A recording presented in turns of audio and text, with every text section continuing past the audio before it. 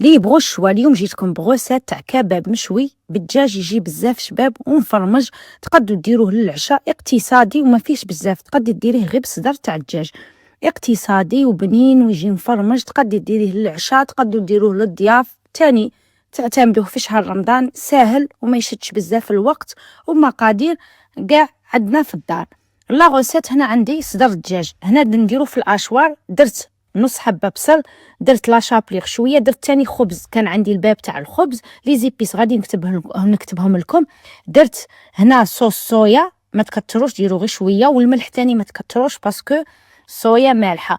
وندير لاشابليغ نطحنهم كاع، ودرت المعدنوس نطحنهم كاع في الاشوار. كي نطحنهم نزيد عليه البيض، حبه بيض. كيما راكم تشوفوا خاصنا نتحصلوا على عجينه شاده روحها، ماشي كي شغل عجينه كاع طالقه حتى ما تقدوش تخدموهم. ديروا يديكم في الزيت وشكلوا بولات فيهم. انا درت فيهم 70، وتوجور هذيك البوساشي يدهنوها بالزيت كيما راكم تشوفوا. تخدموا بهذه الطريقه ويديكم تاني بالزيت، تجيكم سهله. وما تخلوش الخوا باش ما يخرج لكمش الفرماج. كيما راكم تشوفوا هذه الطريقه اللي درتها. نكونجلوهم ومن بعد نجبدوهم نشووهم في مقله ولا في البانيناز كيما تبغوا. تشووهم حتى تشووهم فوق الفحم، يجوا بزاف بنان. انا عطيتكم لي زيبيس اللي درتهم، نتوما تقدروا تبدلوا لي زيبيس كيما تبغوا. اللي موالفين تعتمدوهم في الدجاج. هذه على غوصه تاع اليوم، ان شاء الله تعجبكم.